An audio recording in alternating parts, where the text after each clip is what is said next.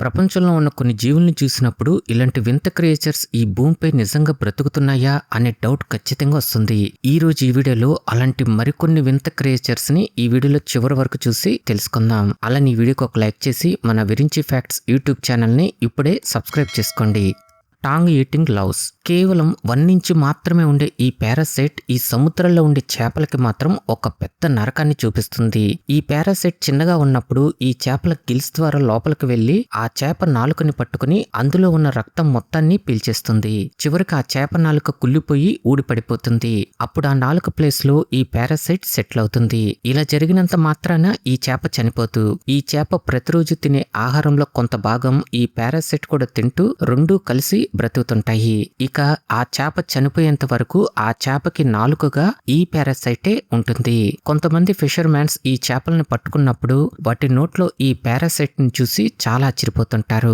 ఇది కేవలం ఈ చేపలను మాత్రమే టార్గెట్ చేస్తుంది. ఈ పారాసైట్స్ వల్ల మనుషులకి ఎలాంటి ప్రమాదం ఉండదు. చివరికి ఆ చేప చనిపోతే ఆ పారాసైట్ కూడా ఆ చేపను వదిలేసి వేరే చేప నోట్లోకి వెళ్లి మళ్ళీ కొత్త జీవితాన్ని ప్రారంభిస్తుంది. ఒకవేళ దానికి ఏ చేప దొరక్కపోతే ఈ పారాసైట్ కొన్ని రోజుల్లోనే చనిపోతుంది. టిటికాకా ఫ్రాగ్. ముడతల చర్మంతో దారుణంగా కనిపిస్తున్న ఈ కప్పను చూస్తేనే అర్థమైపోతుంది ఇది ఎంత వికారమైన రూపాన్ని సొంతం చేసుకుందో అని. ఒక పక్క దీని రూపం ఇలా అసహ్యంగా ఉన్నా కూడా పెరూ దేశ ప్రజల మూఢనమ్మకాల వల్ల దీని ప్రాణాలకే ప్రమాదం వచ్చింది. అదేంటంటే ఈ పెరూ దేశపు ప్రజలు ఈ కప్పని బ్రతికుండగానే జ్యూస్ చేసుకుని త్రాగుతుంటారు. మీరు విన్నది అక్షరాల నిజం. ఈ జ్యూస్ తాగితే వాళ్ళకి అలసట, ఉబ్బసం నయమవుతుంటాయని ఇక్కడ ప్రజలు నమ్ముతుంటారు. కానీ దీనికి ఎలాంటి ఆధారం కూడా లేదు. అక్కడికి కొంతమంది నిపుణులు చెప్తూనే ఉన్నారు. అలా బ్రతికి ఉన్న కప్పల్ని వాడటం వల్ల అనేక ప్రమాదకరమైన బ్యాక్టీరియాలు ఈ మనుషులకి సోకే ప్రమాదం ఉంటుంది అని.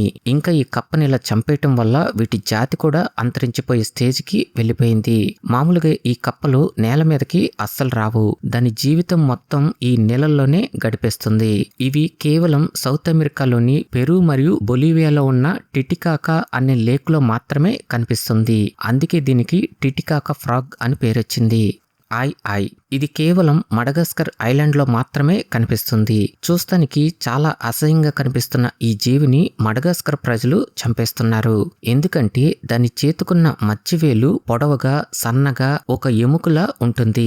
ఆ వేలుతో ఎవరినైనా మనిషిని చూపిస్తే వాళ్ళు చనిపోతారు అని ఈ మడగాస్కర్ ప్రజలు ఒక పిచ్చి మూఢనమ్మకంతో నమ్మేస్తున్నారు. అందుకే ఈ మ్యామిల్స్ ఎప్పుడైనా వీళ్ళకి కనిపిస్తే వాటిని దారుణంగా చంపేస్తున్నారు. నిజానికి దీనికున్న ఆ మధ్యవేలు ఇది బ్రతకటానికి చాలా సహాయం చేస్తుంది. ఆ వేలుతో ఈ చెట్ల కాండాలపై నిమిషానికి 8 సార్లు కొడుతుంది. అలా కొట్టడం వల్ల వచ్చే శబ్దాన్ని బట్టి అందులో ఇన్సెక్ట్స్ ఉన్నాయో లేదో దీనికి ఈజీగా తెలిసిపోతుంది. ఉన్నాయని తెలిస్తే దాని పొడవాటి మధ్య వేలుతో వాటిని బయటికి లాగి మరీ ఆహారంగా తినేస్తుంది.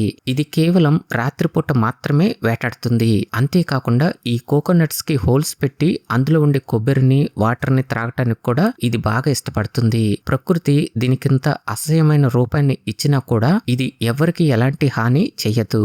Naked mole rat. దీని రూపం చూస్తానికి ఇంత దారుణంగా ఉన్నా కూడా దీనికున్న అద్భుతమైన సూపర్ పవర్స్ చాలా వింతని చెప్పాలి.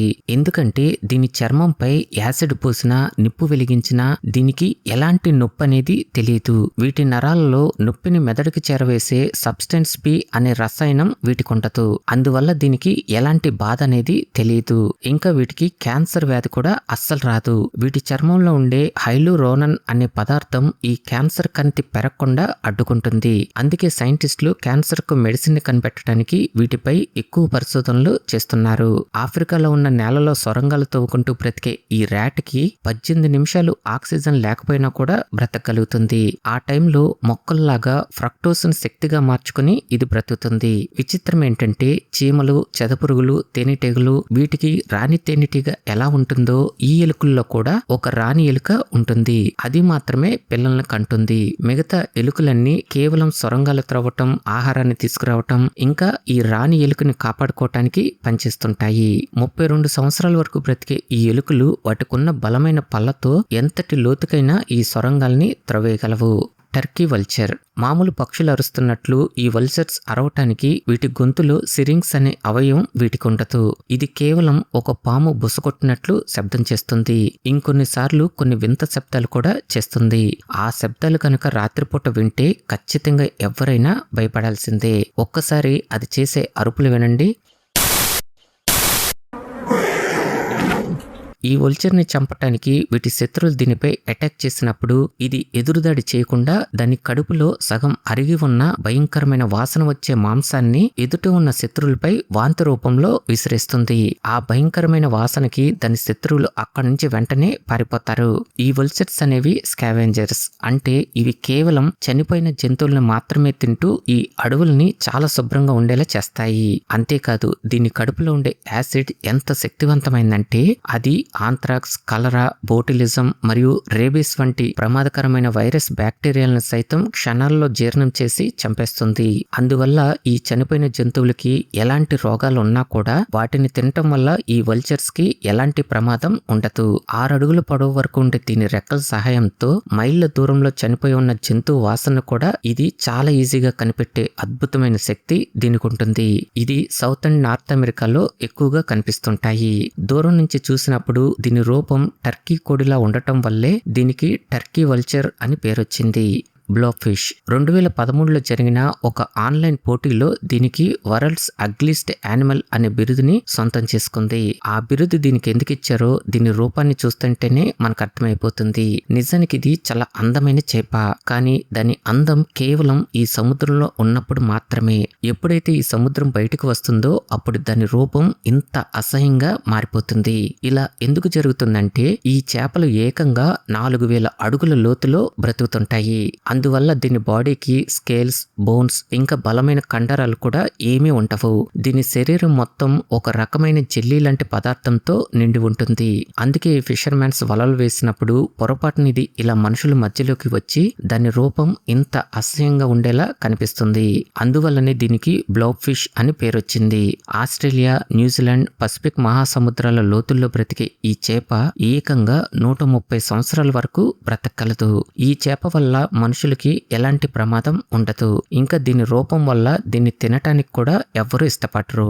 Suriname towed. Amazon rain forest లో కనిపించే ఈ వింతైన కప్ప పిల్లల్ని కనే విధానం మాత్రం చాలా భయంకరంగా ఉంటుంది. ఆడకప్ప ఎగ్స్ ని పెట్టేటప్పుడు మగ కప్ప ఆ ఎగ్స్ ని ఆడకప్ప వీపు పైన జాగ్రత్తగా అరేంజ్ చేస్తుంది. కొన్ని రోజులకి ఈ ఆడకప్ప వీపు పైన ఉన్న చర్మం పెరిగి ఆ ఎగ్స్ మొత్తాన్ని కప్పివేస్తుంది.